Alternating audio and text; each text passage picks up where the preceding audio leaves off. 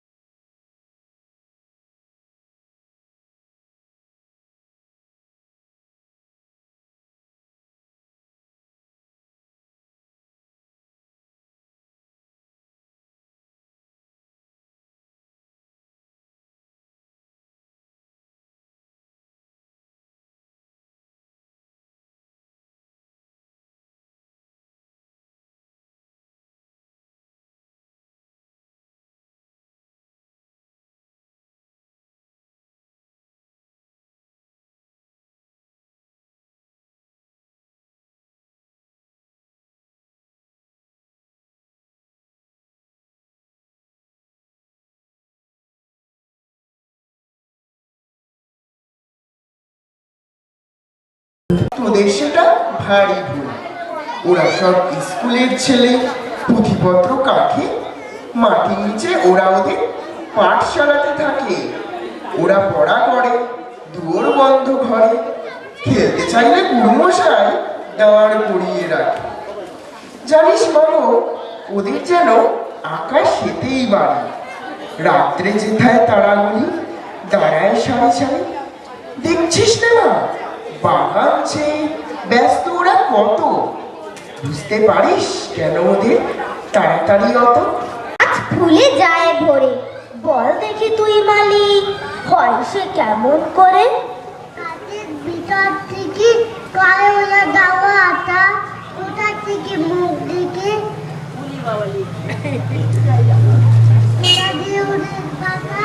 থাকে ওরা কান পেতে, লুকানো ঘরের করে, ডাক পরে বাতাসেতে, কি করে সে ওরা শুনে? দেরি আর সহে না যে, মুখ মেজে তাড়াতাড়ি, কত রঙে ওরা সাজে, চলে আসে ছেড়ে বাড়ি। ওদের সে ঘরখানি থাকে কি মাটির কাছে? দাদা বলে, জানি জানি, সে ঘর আকাশে আছে। সেথা করে যাওয়া, সেথা করে আসা যাওয়া, নানা রঙা মেঘগুলি, আসে আলো, আসে হাওয়া, গোপন দুয়ার খুলি।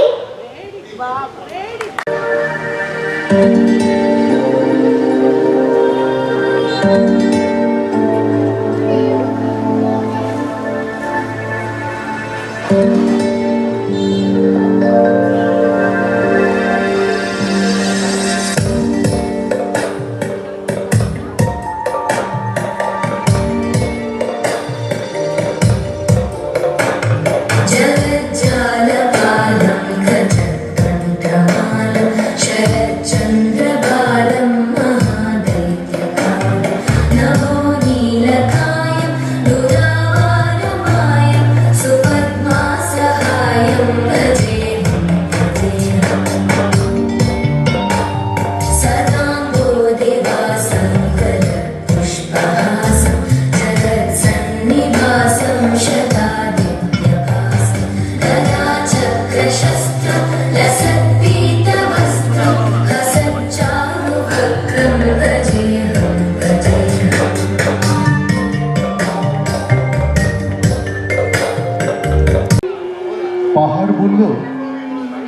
একটা সাদা কালো ক্যানভাসের ছবি আঁকবো, নদী পাহাড়কে এক নৌকা রং দিল। বুড়ো পাহাড়টা প্রতিদিন সকাল বিকেল সাদা ক্যানভাসে রং দেয়, ভাবে আজ ক্যানভাস পুরো রঙিন হবে। তখন সে নদীর সঙ্গে রঙিন গল্প করবে। কেহ চাহে না তুমি তারে রাখিবে জানি গো, আর আমি যে কিছু চাহিনে চরণ তলে বসে থাকিব, আর আমি যে কিছু চাহিনে জননী বলে শুধু ডাকিব, তুমি না রাখিলে গৃহ আর পাইব কোথায়, কেঁদে কেঁদে কোথা বেড়াবো, বড় আশা করে এসেছি গো কাছে, ডেকে লও ফিরায় না জননী, বড় আশা করে এসেছি গো কাছে, ডেকে লও। কিন্তু সকালে এই অনুষ্ঠান যখন দেখি না ভাই, তখন সময়টা দেখতে ইচ্ছে করে না, ঘড়ির কাঁটাটার দিকে না তাকানোই ভালো মনে হয়। কিন্তু এমনই এক মানে বৃত্তে পড়ে গেছি যেখানে সময় অনেক সময় অনিচ্ছাকৃত লাগছে সেখানে যেতে, অথচ যেতে হয়। কারণ এই সংস্কৃতির ব্যাপারটা না গা ভাসিয়ে দেওয়ার মতো, তার সঙ্গে ভেসে যেতে হয়, তবেই তুমি তাকে ধরতে পারো। সেখানে ঘড়ি দেখা যায় না, সেখানে সময়ের বিচার করা যায় না, তখন খুব দুঃখ হয়। কারণ এটাই ছিল জীবন। এখন 24 মানে পুরো কাঁটাটা ঘুরে গেছে। এখন জীবনে খালি ক্ষিপ্রতা আর শিল্প একসঙ্গে যায় না, ধৈর্য লাগে, শুনতে লাগে। ভীষণ সুন্দর লাগলো, খুব ভালো। মনের খিদে দেখো নিজেকে মিটিয়ে নিতে হয়। তুমি সিঁড়ি দিয়ে যখন ওপরে নামছো, যদি লিফটে না যাও, কোথাও সিঁড়ি দিয়ে নামছো, গুনগুন করে গান গেয়ে নিতে পারো। যখন একটা খুব তীব্র গতিতে গাড়ি যাচ্ছে, তুমি তার সঙ্গে গান গাইতেই পারো। যখন শেষ সূর্যটা দেখছে, তখন একটা কবিতা বলতেই পারো। সবটা নিজের ওপর, সময় ম্যানেজ করে ভুলিয়ে না দেওয়া। আমরা চাই না আমাদের তার ওপর আস্তরণ পড়ে যাক, ধুলোর আস্তরণ পড়ে গেলে হয় না। সেটাকে সবসময় একটু ঘষা মাজা করে এগিয়ে চলতে হয়, তবে তুমি এর আস্বাদ পাবে, আদারওয়াইজ পাবে না।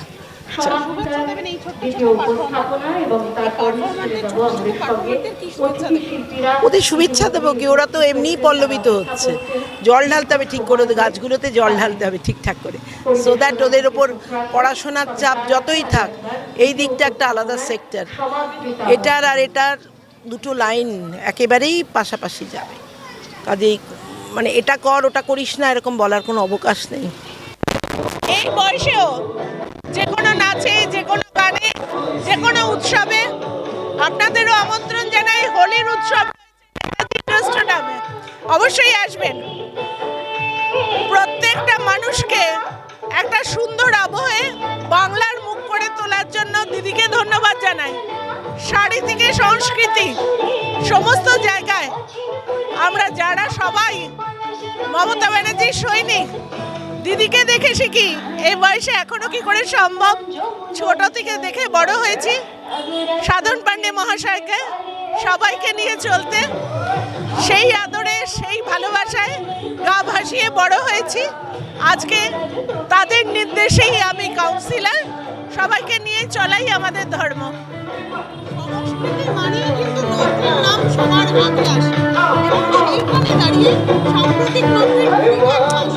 সাম্প্রতিক নটকে আমরা আমাদের ইয়াং জেনারেশন থেকে দেখে আসছি। সংস্কৃতি মোনা মানুষরাই প্ল্যাটফর্মে বাস করে, আমরা নিজে তাদের সাথে জড়িয়ে আছি। চলুক, আগামী বছরগুলো আরো সুন্দর হয়ে উঠুক।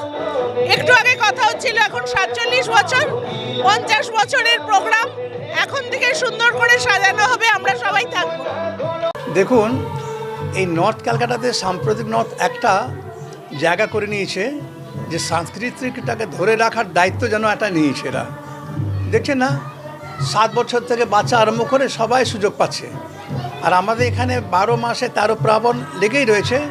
আমাদের যে বর্তমানে যে আমাদের সম্পাদক সুমিত পাল বাদল, সত্যি ওই মানুষটি একদম ভীষণভাবে ডিভোটি, সমর্পণ করে দিয়েছে সাম্প্রতিক নর্থের উপরে। তার প্রচেষ্টায় সিনিয়র মেম্বারে যেমন আমরা ওয়ান অফ দি ফাউন্ডার, কিন্তু আমরা ঠিক ততটা অ্যাক্টিভ হতে পারি না কাজের মাধ্যমে, কিন্তু একমাত্র তিনি হাল ধরে রেখে তার সঙ্গে তার কিছু জুনিয়র ভাইরা আছে। তো ভীষণভাবে আমাদের নর্থ ক্যালকাটাতে একটা উনি ছাপ ফেলেছেন, সামাজিক কাজ করছেন, সাংস্কৃতিক সঙ্গে সঙ্গে সামাজিক ভীষণভাবে কাজ করছেন। তার মধ্যে সর্বোপরি হচ্ছেন আমাদের সেরামের যিনি কর্মকর্তা সঞ্জীব বাবু, উনি তো ভীষণভাবে যে কোনো প্রোগ্রামে আমাদেরকে চান, আমাদের ওনাকে হাত বাড়াই। আমাদের বছরে 1-2 মেডিকেল চেক আপ এসব লেগেই রয়েছে। সঞ্জীববাবু দারুণভাবে আমাদের হেল্প করেন। আমাদের লোকাল বিধায়ক এবং আমাদের কাউন্সিলর এরাও আজকে এসেছিলেন, এরা প্রশংসা করে গেছেন, হাতে হাত বাড়াবার প্রতিশ্রুতি দিয়ে গেছেন। আমরা এই মাধ্যমে আমার এখানকার প্রতিবেশীদের সবাইকে বলতে চাই যে এটাকে ধরে রাখুন, ধরে রাখার জন্য একটু সাহায্য করুন, যেন কোনোভাবে বাধা বিঘ্ন না ঘটে। আমাদের এই মেম্বারদের মনে নিরুৎসাহ না হয়, উৎসাহ বাড়ান, এটাই আমার এখানকার মানুষের কাছে আবেদন। দোলের আগে কি শুভেচ্ছা বার্তা থাকবে? এটাই যে রঙের মতো আমাদের মনটা যেন সবার ভরে থাকে, ভুল ভ্রান্তি, আপত্তি, মনোমালিন্য সবটাই যেন বিচ্ছিন্ন হয়ে নতুনভাবে পলাশ ফুলের রঙের মতো আমাদের যেন সবটা লাইফটা আমাদের লিড করি সামনে বছরের জন্যে। অ্যাকচুয়ালি এক কথায় বলতে গেলে খুব সুন্দর। এখন প্রশ্ন হচ্ছে যে সাম্প্রতিক নট এই যে রাঙিয়ে দিয়েছে, এইটা আমাদের কাছে খুব গর্বের। আমরা প্রচণ্ডভাবে চেষ্টা করি, সামনে আমাদের 50 বছর গোল্ডেন জুবিলি আসছে, তো সুতরাং সেই জায়গাটাকে মাথায় রেখে আমরা এগোতে চাইছি, মানুষকে সঙ্গে নিয়ে, মানুষের ভালোবাসাকে সঙ্গে নিয়ে যত বাধা বিপত্তি আসুক আমরা এগিয়ে যাব। আমরা সুষ্ঠু সমাজ গড়তে চাই, অসুস্থ সমাজ দেখতে চাই না। সমাজে সকলের দায়িত্ব আছে, আমাদের সকলেরই একটা ভূমিকা থাকে, সেই ভূমিকাটা অ্যাটলিস্ট আমাদের পালন করতে হবে। মানুষ তৈরি করতে হবে, এমনি এমনি হবে না। সুস্থ সুন্দর মানুষ আমরা গড়তে চাই। বসন্তের আর নতুন করে কি শুভেচ্ছা যাব, আমার তো বসন্ত শেষ, কিন্তু আমি চাইছি পরের প্রজন্ম উঠুক, দায়িত্ববান হোক, তারা সব জিনিসটাকে এগিয়ে নিয়ে যাক, এই কামনা রাখি। এই আমাদের সভাপতি বললেন, কিন্তু ব্যক্তিগতভাবে আমার বিশেষ কিছু বলার নেই। আমি এগিয়ে দিতে চাই যাদের হাত ধরে এই সাম্প্রতিক নর্থ যারা আমাকে দিয়ে গেছেন, পুরনো সদস্য বয়োজ্যেষ্ঠা জয়দেব চক্রবর্তী দীর্ঘদিন আমাদের সঙ্গে থাকেন এবং আছেন। খুব ছোট্ট করে বলতে চাই, এই বসন্ত উৎসব মানে এর প্রত্যেকের মনের মধ্যে যে রঙের উৎসব, রবীন্দ্রনাথ ঠাকুরের সৃষ্টি যে বসন্ত উৎসব, সেই উৎসব আরও দীর্ঘায়ু হোক। আমরা তো শেষ সীমান্তে, তবুও আমি আশা করব আগামী প্রজন্ম এই বসন্ত উৎসবকে আরও সুন্দর জায়গায় নিয়ে যাবে, আনন্দের মধ্যে দিয়ে। সবার প্রথম আমি যেটা বলছি যে আমাদের বয়োজ্যেষ্ঠ যারা বলে গেলেন যে তাদের শেষ আমাদের শুরু, তো আমরা চেষ্টা করব তারা যে বীজ বপন করেছে সমাজের মধ্যে, আমরা সেই বীজটাকে আজ বৃক্ষরূপে বড় হয়েছে, আমরা চেষ্টা করব সেই বৃক্ষটাকে যাতে আমরা দীর্ঘদিন বাঁচিয়ে রাখতে পারি, আর সেটা চেষ্টা করব। আর যেটা হচ্ছে, আমরা খুব স্লাম এরিয়ার মধ্যে আমাদের এই ক্লাব, খুব গরিব ছেলেমেয়েরা, তাদেরকে সঙ্গে নিয়ে আমরা আমাদের বিভিন্ন রকম অনুষ্ঠান আমরা এখানে করে থাকি, এবং চেষ্টা করি আমরা যে আমরা এখানে সামাজিক কিছু মানে কোনো রকম অনুষ্ঠান করে যেখান থেকে মানুষের মনের মধ্যে চেতনা আসে, হ্যাঁ, মানুষ সামাজিক হয়। কারণ এখন আমরা চারিদিকে একটু যদি সংবাদ মাধ্যমে আমরা দেখি যে চারিদিকে রক্তের যে মানে ছড়া চলছে, একটা হোলি চলছে, সেখান থেকে আমরা যাতে মানুষকে রঙের হোলিতে আমরা আনতে পারি, তাই আমরা এই অনুষ্ঠান আমরা প্রায় প্রতি বছর ধরে করে আসছি, যাতে মানুষরা সেই হানাহানি, সেই যে সমস্ত মানে মানুষের মধ্যে যে হিংসার যে এটা চলছে সেটাকে থেকে আমরা যাতে তাদেরকে দূরে আমরা সরিয়ে আনতে পারি এবং সামাজিকভাবে সুস্থভাবে বাঁচতে পারে সেই ব্যবস্থা যাতে আমরা করতে পারি, সেটাই আমরা ক্ষুদ্র প্রয়াস আমরা চেষ্টা করি এবং আমরা যতদিন পারবো এটা চেষ্টা করে যাব এবং যতদিন সমাজের মানুষ আমাদের সঙ্গে থাকবে আমরা এটা চেষ্টা করে যাব। সাম্প্রতিক নর্থের এই বসন্ত উৎসবে অংশগ্রহণ করতে পেরে অত্যন্ত খুশি ও আনন্দিত আগত অতিথি থেকে শুরু করে এলাকার সাধারণ মানুষও। Report, news Bangla.